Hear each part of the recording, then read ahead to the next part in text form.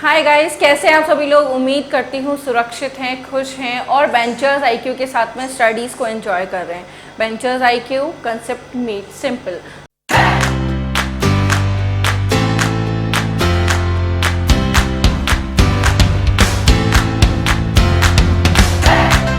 हम कोशिश कर रहे हैं कि हम आपके सारी सीरीज़ को, सारे प्रॉब्लम्स को, सारे सॉल्यूशंस को लेकर आए। हम आपके साथ में सारे प्रॉब्लम्स को सॉल्व करने की कोशिश कर रहे हैं। हम आपके साथ में बेंचर्स आईक्यू कोशिश कर रहा है कि आपको वो सब कुछ मिले जो एक एग्ज़ाम की प्रिपरेशन करने वाले एस्पिरेंट के पास में होना चाहिए। सो हेयर मैं आयुषी जोशी आपके लिए लेकर आई हूँ इकोनॉमिक्स की सीरीज़, जिसके अंदर हम डिस्कस कर रहे हैं इन्फ्लेशन, डिफ्लेशन, जीडीपी, वो सारे टॉपिक्स, वो सारे पॉइंट्स डिस्कस कर रहे हैं हम जो ऑलरेडी आपके एग्जाम्स में अब तक आ चुके हैं या आने वाले एग्जाम्स में आने की पूरी संभावनाएं बनती है। उसी तरीके से हम स्टडी कर रहे हैं जो आपके लास्ट ईयर के पेपर्स को ऑलरेडी कवर कर चुके हैं क्वेश्चंस, और आने वाले एग्जाम्स के अंदर भी क्वेश्चंस कवर कर सकते हैं। ऐसे टॉपिक्स को हम यहाँ पे डिस्कस करते हैं। तो आज का हमारा जो टॉपिक रहेगा वो है प्लानिंग कमीशन। देखिए, सबसे पहले तो मैं आपको बता देती हूँ कि इकोनॉमिक्स का बेसिक इंट्रोडक्शन पे हमने क्लास लिया था। माइक्रो मैक्रो इकोनॉमिक्स क्या है ये हम ऑलरेडी डिस्कस कर चुके हैं। इसके अलावा हमने डिस्कस किया है नेशनल लेवल पर इकोनॉमी को कैसे स्टडी किया जाता है, कंसेप्चुअल बेसिस पर, या कंसेप्ट जो है नेशनल इकोनॉमी के, नेशनल इनकम कैसे कंडक्ट होती है उसके कंसेप्ट को हमने डिस्कस किया था। उसके साथ में जीडीपी, एनडीपी जो इंपॉर्टेंट टर्म्स होते हैं नेशनल इनकम के लिए, उन सबको हमने डिस्कस किया है। उसके बाद में हमने इन्फ्लेशन और डिफ्लेशन के अंदर कंपैरेटिव स्टडीज़ किया, और फिर हमने इंडिविजुअली एक एक टॉपिक को अच्छे से क्लियर किया, जैसे कि इन्फ्लेशन अलग से किया और डिफ्लेशन को लास्ट कल के टॉपिक में हमने डिस्कस किया है। आज जो टॉपिक मैं आपके साथ लेकर आई हूँ वो है प्लानिंग कमीशन। देखिए, आप सभी को पता है 1947 हम लोग आज़ाद हुए, देश आज़ाद हुआ, भारत आज़ाद हुआ। उससे पहले हम जिस इकोनॉमिक पॉलिसीज़ पर चल रहे थे वो सारी बेस्ड थी ब्रिटिशर्स पर। हम जितना भी हमारे इकोनॉमिक एक्टिविटीज़ हो रही थी वो सब किसके हाथ में थी? ब्रिटिशर्स के हाथ में थी। आफ्टर द ब्रिटिशर्स जब चले गए, ब्रिटिशर्स के बाद में हमें रियलाइज़ हुआ, भारत को रियलाइज़ हुआ कि हमें ज़रूरत है एक ऐसी पॉलिसी बनाने की, या अब हमारे ऊपर जिम्मेदारी आ गई है भारत की इकोनॉमी को बूस्टअप करने की, भारत की इकोनॉमी को, भारत की अर्थव्यवस्था को वापस से निर्माण करने की, या भारत में इस तरीके की अर्थव्यवस्था का निर्माण करना जो देश को उन्नति की ओर लेकर जाए। क्योंकि देखिए, जब ब्रिटिशर्स गए तो हम बिल्कुल ज़ीरो पर आकर खड़े हो गए, बिल्कुल ज़ीरो पे। जो इकोनॉमिक पोजीशंस हमारी अब तक ब्रिटिशर्स संभाल रहे थे, चाहे हमारा इंडस्ट्रियलाइजेशन ले लीजिए, इंडस्ट्रियल सेक्टर ले लीजिए, जो भी ले सकते हैं, 1947 से पहले हम ब्रिटिश इंडिया थे, लेकिन अब हम लोग केवल इंडिया बन चुके थे। इंडिया बनने के बाद में, इंडिया का टैग मिलने के बाद में हमारे पास में पहली कंडीशन आई, पहली सिचुएशन आई, वो थी अर्थव्यवस्था का निर्माण करना। देश का विकास करने के लिए सबसे पहले ज़रूरी होता है किसी भी देश की अर्थव्यवस्था का विकास करना। जब उस देश की अर्थव्यवस्था, उस देश का मूल्य, उस देश का जो मुद्रा है वो जब स्ट्रॉन्ग होगी, उस कंडीशन में देश डेफिनेटली विकास करेगा, जैसा कि हम अभी कर रहे हैं। ओके, तो इस तरीके से हमें रियलाइज़ हुआ that we need to work on, हमारे जो उस समय के पूर्वज रहे, या हम जो कह सकते हैं वो सारे लोग जिन्होंने देश को आज़ाद करवाने के लिए जो जंग लड़ी, उन सभी लोगों को अब लगा कि अब हमें ज़रूरत है एक ऐसी स्ट्रैटेजी की जो बिल्डअप करेगा इकोनॉमिक कंडीशंस को। ठीक है, इसके लिए उन्होंने एक नया कमीशन बनाया जिसका नाम था प्लानिंग कमीशन। ये एक एजेंसी थी, सबसे पहले इसका जो निर्माण किया गया एक एजेंसी के रूप में किया गया, प्लानिंग कमीशन जिसका निर्माण किया गया एजेंसी के रूप में। उसकी स्थापना कब की गई? 1950 में, 1950 में प्लानिंग कमीशन की स्थापना की गई थी। उसके बाद में हम देखते हैं कि उसका ऑब्जेक्टिव क्या था। अब 1950 में, 1947 में आज़ाद हुए, आपके दिमाग में क्वेश्चन आएगा कि कैसे? तो देखिए, 3 साल लगे हमें 1947 से 50 तक। हमने एक कमीशन का निर्माण किया। इस कमीशन के अंदर हमने पूरी प्लानिंग की कि कैसे ये कमीशन कार्य करेगा। ठीक है, उसके लिए डिफरेंट टाइप ऑफ मेंबर्स को अपॉइंट किया गया, जिसके अंदर जो उसका हेड रहेगा वो अपने आप में खुद चेयरमैन रहेगा, जो पीएम रहेगा, प्राइम मिनिस्टर जो है देश का, वो चेयरमैन रहेगा प्लानिंग कमीशन का इस डिसीजन के साथ में, और एक deputy chairman and then several members, जिसे हम कह सकते हैं फुल टाइम मेंबर्स। इन सबको लेकर के एक कमीशन बनाया गया। उस कमीशन ने 1950 में अपनी नींव रखी। प्लानिंग कमीशन बहुत इंपॉर्टेंट रोल प्ले करता है किसी भी एग्जाम के अंदर, इसलिए जो कंसेप्ट्स मैं आपसे डिस्कस कर रही हूँ उन पर पूरी नज़र रखिएगा, हो सके तो नोट करते रहिए, इंपॉर्टेंट पॉइंट्स नोट करते रहिएगा या आप स्क्रीनशॉट ले लीजिएगा, ठीक है। अब हम बात करते हैं उसकी स्थापना कब हुई, 1950 में हुई। उसके बाद में क्यों की गई स्थापना, क्या उद्देश्य है, क्या ऑब्जेक्टिव है उसका, क्यों स्थापना की गई है। तो 1950 में इसकी स्थापना करने का उद्देश्य था कि हम भारत की इकोनॉमिक और सोशल डेवलपमेंट को ओवरसी कर सकें, मतलब हम भारत की आर्थिक और सामाजिक स्थिति को सुधार कर देश को उन्नति की ओर ले जा सके या प्रोग्रेस कर सकें या विकास की ओर अग्रसर हो सकें। क्योंकि जिस कंडीशंस में हमको ब्रिटिशर्स छोड़ कर गए हैं, भारत की पूरी अर्थव्यवस्था ध्वस्त हो चुकी है, पूरी तरीके से हम टूट चुके हैं अर्थव्यवस्था के आधार पर और सामाजिक आधार पर भी, क्योंकि आपको पता है सोशल कंडीशंस डिपेंड करती है डिफरेंट टाइप ऑफ पीपल से मिलके, और लोगों के बीच में भारत पाकिस्तान को लेकर के जो जंग उस समय लड़ रहे थे लोग, उस कंडीशन में लोगों के बीच में मतभेद देखने को मिल रहा था।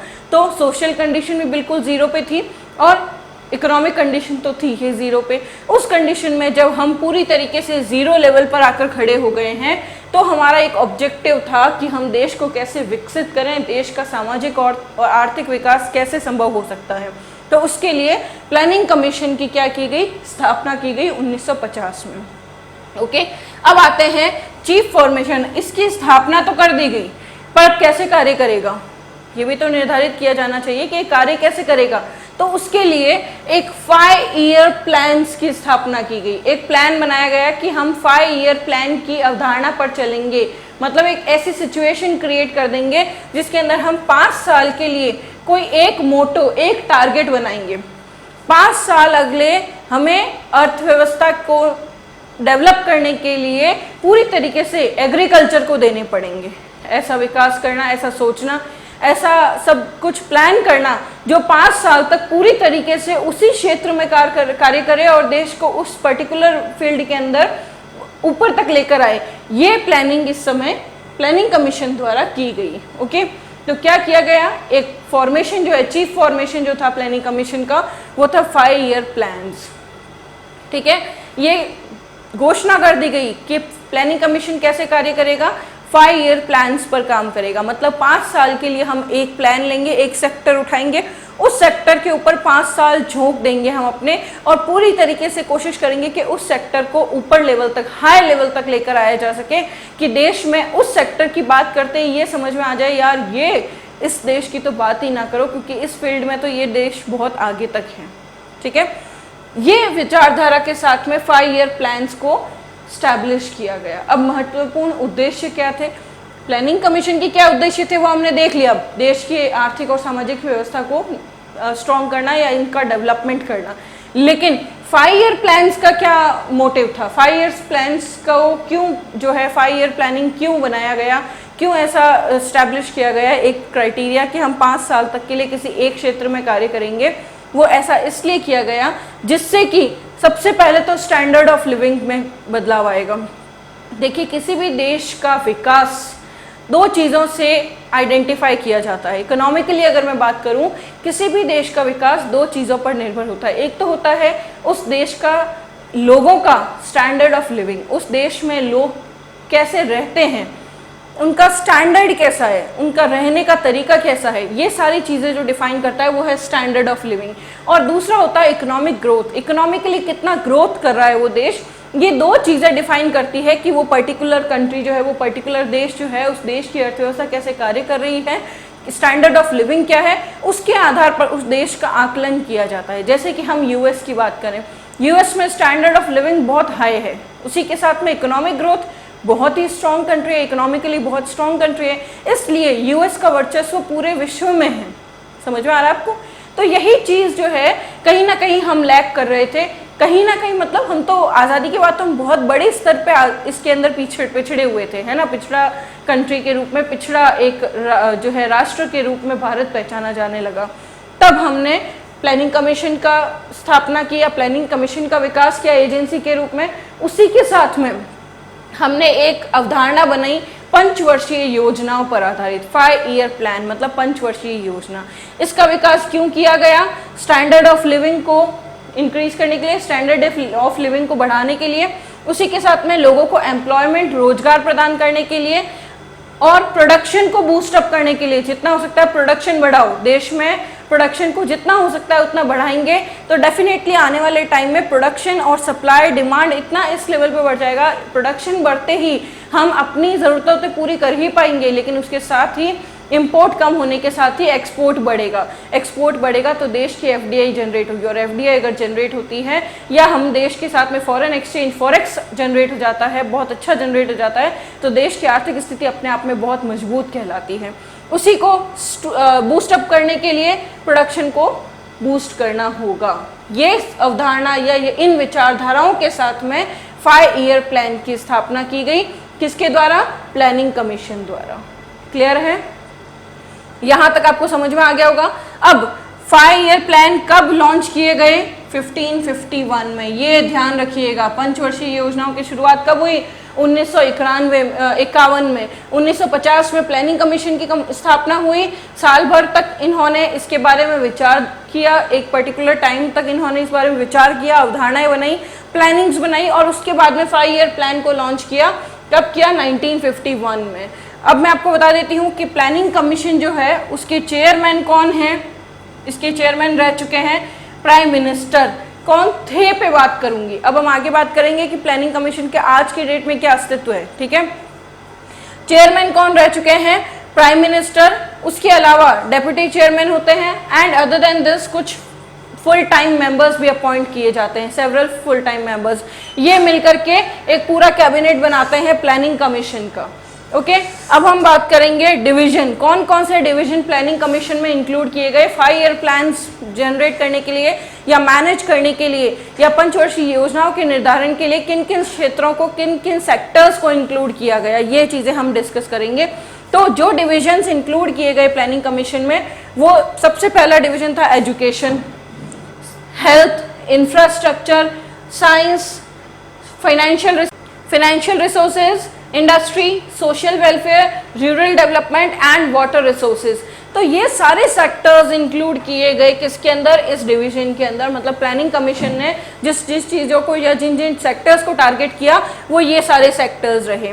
अब आप देखकर पता लगा सकते हैं कि ये सारे सेक्टर्स जिन पर अभी तक 5 ईयर प्लान वर्क कर रहा था, प्लानिंग कमीशन वर्क कर रहा था, ये सेक्टर्स अपने आप में कितने इंपॉर्टेंट हो सकते हैं। और डेफिनेटली किसी भी कंट्री को अच्छे से चलाने के लिए या उसके डेवलपमेंट के लिए यही सारे सेक्टर्स जो है रिस्पॉन्सिबल होते हैं। तो इन सारे रिस्पॉन्सिबल सेक्टर्स को इंक्लूड करते हुए 5 ईयर प्लान्स को जनरेट किया गया। 5 ईयर प्लान को लॉन्च किया गया 1951 में। किस लिए किया गया? स्टैंडर्ड ऑफ लिविंग और एम्प्लॉयमेंट को बढ़ाने के लिए, उसी के साथ में प्रोडक्शन को बूस्ट अप करने के लिए। उसके साथ ही इसके चेयरमैन कौन रहे हैं? Prime minister, deputy chairman and several full time members को अपॉइंट किया गया। इस तरीके से एक पूरा कैबिनेट बनाया गया। उसी के साथ में इसका जो चीफ फॉर्मेशन था, उसका बेस जो बनाया गया वो 5 ईयर प्लान को बनाया गया। और ओवरऑल प्लानिंग कमीशन का जो स्थापना की गई, स्टैब्लिशमेंट किया गया, वो 1950 में किया गया।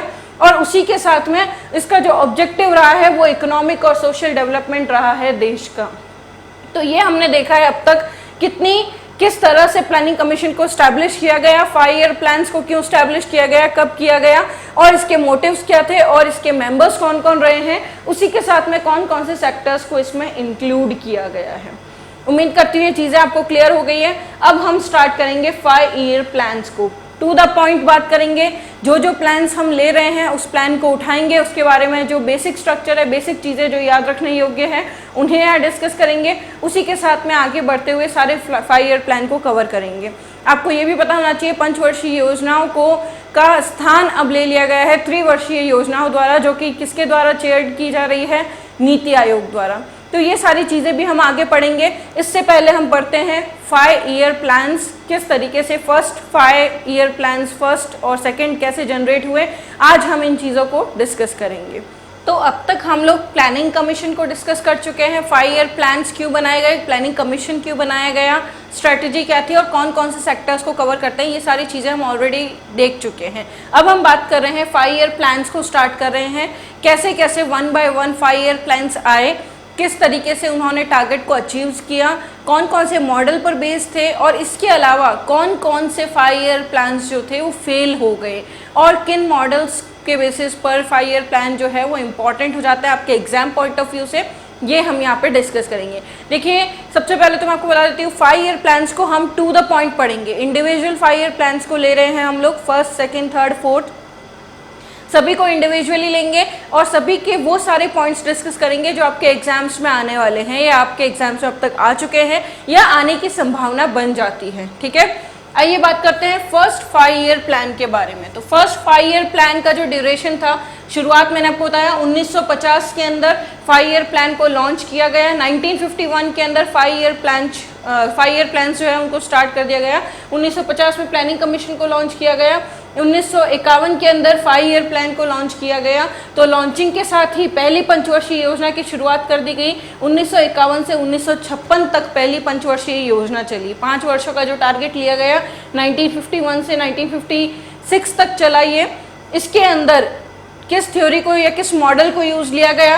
हार्वर्ड मॉडल, डोमर मॉडल को यूज़ किया गया। क्या है ये डोमर मॉडल? क्या है बेसिकली? ये मॉडल बेस्ड है इन्वेस्टमेंट, कैपिटल्स और सेविंग पर बेस्ड है। कैपिटल्स को किस तरीके से बढ़ाया जाए, सेविंग्स किस तरीके से की जाए और इन्वेस्टमेंट कहाँ कहाँ किया जाए, उन थ्योरी पर बेस्ड है डोमार मॉडल। और डोमार मॉडल कहाँ पे यूज़ लिया गया था? फर्स्ट 5 ईयर प्लान के अंदर। ठीक है, उसके अलावा जो फोकस्ड एरिया था इस 5 ईयर प्लान का, पहली बार जो फोकस किया गया, जैसा कि मैंने आपको बताया 5 ईयर प्लान्स के अंदर इंडिविजुअल हर एक 5 ईयर प्लान में एक टारगेट बनाया गया। उसी तरीके से पहले 5 ईयर प्लान में टारगेट बनाया गया किसे? एग्रीकल्चर को। एग्रीकल्चर को टारगेट बनाया गया। इसका रिजल्ट क्या निकला? एग्रीकल्चर पर बेस्ड था। मॉडल कौन सा यूज लिया गया? Domar model. कब? 1951 से 56 तक चला। क्या रिजल्ट रहा इसका? देखिए जो टारगेट था मैं आपको बता देती हूँ, इसे अचीव करने का जो टारगेट था वो 3% का था, लेकिन हमने इसे अचीव किया 3.6% तक ग्रोथ रेट दिखाई दी। इसका मतलब हमने इसे सक्सेसफुली अचीव किया। बिल्कुल सक्सेसफुल रहा ये पूरा प्लान। और इसके अकॉर्डिंग एग्रीकल्चर में 3% तक ग्रोथ रेट का जो हमारा टारगेट था वो 3.6% तक पहुंच गया। मतलब जो टारगेट हमने बनाया था हम उससे आगे निकले। मतलब इतना सक्सेसफुल पहला प्लान रहा। उसके बाद में आया सेकेंड 5 ईयर प्लान। जैसा कि आप सभी को पता है 1956 में फर्स्ट 5 ईयर प्लान कंप्लीट हो गया। फिर हम लेकर आए सेकेंड 5 ईयर प्लान। 1956 से कब तक चला ये? 1961 के अंदर। ठीक है, इसके अध्यक्ष जो रहे वो पीसी महालनोबिस। बहुत इंपॉर्टेंट बन जाता है, ध्यान रखिएगा। पीसी महालनोबिस अपने आप में एक बहुत इंपॉर्टेंट पर्सन है। हमने पहले आपसे डिस्कस किया था कि ये अपने आप में इकोनॉमिक थ्योरीज भी जनरेट की है इन्होंने। उसी के साथ में पीसी महालनोबिस ने एचएस थ्योरी को यहाँ पे काम में लिया। वो पीसी महालनोबिस पर बेस्ड थ्योरी थी। ठीक है, उनकी थ्योरी को इसके अंदर इस्तेमाल किया गया सेकेंड 5 ईयर प्लान के अंदर।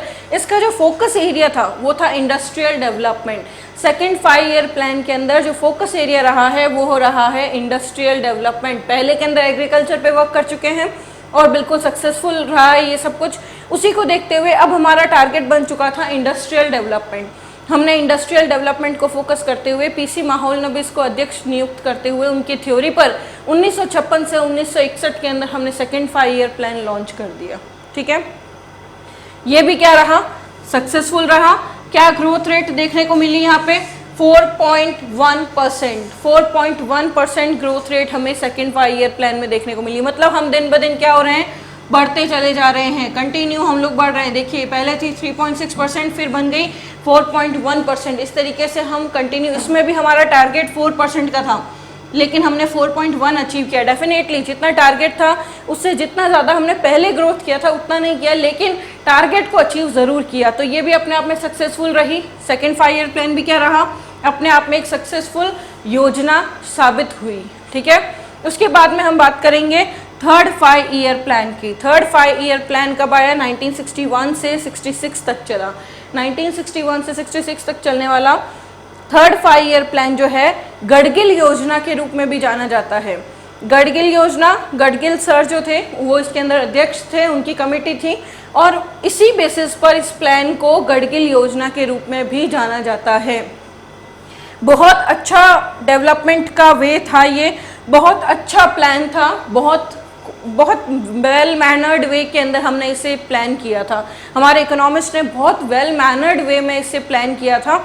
और उसी के अंदर फोकस एरियाज जो हमने रखे थे वो थे इकोनॉमी को डेवलपमेंट इंडिपेंडेंट बनाना, इंडिपेंडेंट बनाते हुए डेवलप करना, और उसी के साथ में to reach the self active position to take off. Okay, तो समवेयर हम ये कह सकते हैं हम इस पोजीशन में आ जाए कि हम खुद अपनी इकोनॉमी को स्ट्रांग बना सकें और हमारी इकोनॉमी इतनी स्ट्रांग हो जाए कि किसी को बनानी ना पड़े, अपने आप में स्ट्रांग हो जाए। जो पोजीशन लेके आने की योजना थी वो थी थर्ड 5 ईयर प्लान, गडगिल योजना के रूप में जानी जाती है, इसलिए इंपॉर्टेंट हो जाती है। इस पर क्वेश्चन पूछा जाता है, गडगिल योजना कौन सी योजना है, कौन सी पंचवर्षीय योजना गडगिल योजना के रूप में जानी जाती है?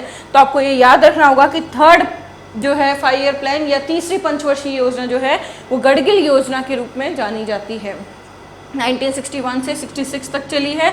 और इसके साथ में ये एक और तरीके से इम्पॉर्टेंट हो जाती है कि ये जो योजना है ये अपने टारगेट को अचीव नहीं कर पाई, अपने सक्सेस की तरफ जो आगे बढ़ रहे थे हम लोग वो नहीं बढ़ पाए। उसका कारण था चाइना का वॉर होना। आपको पता होगा बीच में ही चाइना वॉर हुआ, इंडिया चाइना वॉर के कारण इसका जो टारगेट था वो 5.6% था, जिसे हम अचीव नहीं कर पाए।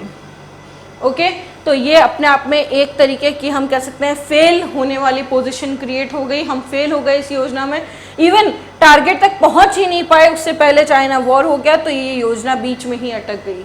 ठीक है, इसलिए 3-4 रीजंस की वजह से ये योजना इंपॉर्टेंट हो जाती है। ये सारे रीजंस इंपॉर्टेंट है, क्वेश्चन में कुछ भी पूछा जा सकता है। ऐसी कौन सी योजना है जो चाइना वॉर के समय चल रही थी? थर्ड 5 ईयर प्लान, तीसरी पंचवर्षीय योजना। ऐसी कौन सी योजना है जिसे गडगिल योजना के रूप में जाना जाता है? Third 5 year plan.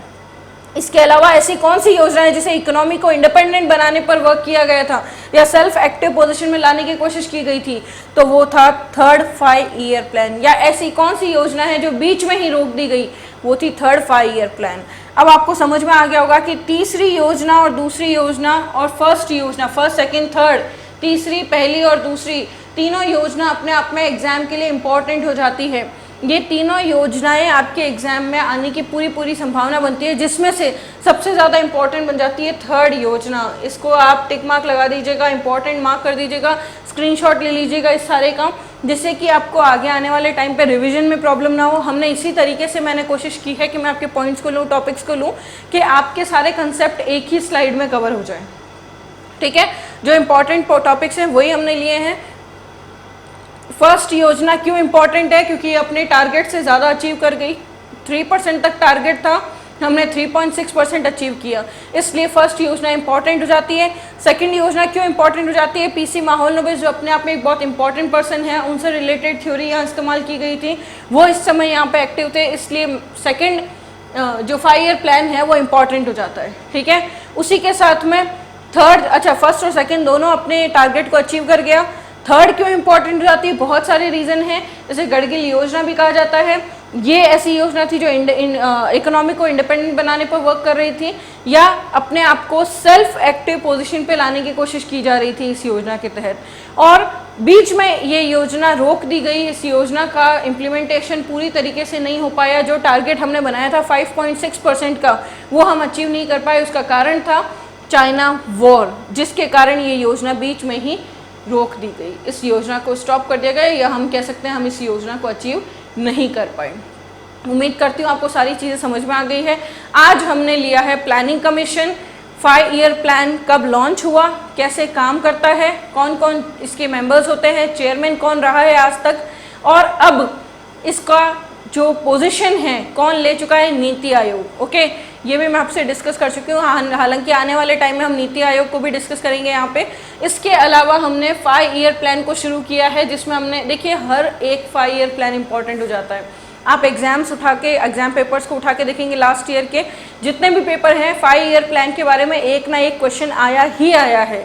इसलिए हम 5 ईयर प्लान सारे डिस्कस करेंगे, लेकिन बहुत शॉर्ट फॉर्म में, सिर्फ इंपॉर्टेंट पॉइंट्स जिस बेसिस पर वो इंपॉर्टेंट हो जाता है, जैसा कि हमने आज किया। ओनली इंपॉर्टेंट पॉइंट्स जिस बेसिस पर क्वेश्चन पूछा जा सकता है, इसी बेसिस पर हम यहाँ पे डिस्कस करेंगे। तो आज हमने प्लानिंग कमीशन क्या है, कब स्थापना हुई, मोटिव क्या था, 5 ईयर प्लान क्या है, कब स्थापना हुई, उसके अंदर क्या मोटिव रखा गया, और इसके जो फोकस एरिया है प्लानिंग कमीशन के, कौन कौन से सेक्टर्स को टारगेट किया गया, ये हमने डिस्कस किया। उसी के साथ में हमने देखा कि फर्स्ट 5 ईयर प्लान क्या कहता है, क्या उसका टारगेट था, क्या फोकस्ड एरिया था, किस प्लान पे चला और कब से कब तक चला, सेकंड का क्या है और थर्ड का क्या है, ये सारी चीज़ें इंपॉर्टेंट हो गई हैं। और गडगिल योजना किसे कहते हैं, चाइना वॉर के समय कौन सी योजना है जो बीच में ही स्थगित हो गई। इसके अलावा एक इंडियन इकोनॉमी को इंडिपेंडेंट और सेल्फ एक्टिव बनाने के लिए किस योजना में कार्य किया गया। तो ये सारी चीज़ें इंपॉर्टेंट हो जाती है। पीसी महालनोबिस किसके अंदर आते हैं, सेकेंड 5 ईयर प्लान में। इसलिए ये तीनों योजनाएं अपने आप में इंपॉर्टेंट हो जाती है। जो पॉइंट्स हमने यहाँ डिस्कस किए हैं उनको रिवाइज कीजिए, उनको नोट कीजिए, स्क्रीनशॉट लीजिए, whatever you want to do it. लेकिन मुझे रिजल्ट्स चाहिए आपके, हर कॉम्पिटिटिव एग्जाम्स में रिजल्ट दीजिए और रिजल्ट बेस्ड है इन सारे पॉइंट्स पर, इन सारी चीज़ों पर जो हम यहाँ वेंचर्स IQ आपके साथ में डिस्कस कर रहे हैं। So thanks for being with me, keep watching, bye bye, take care, have a great day.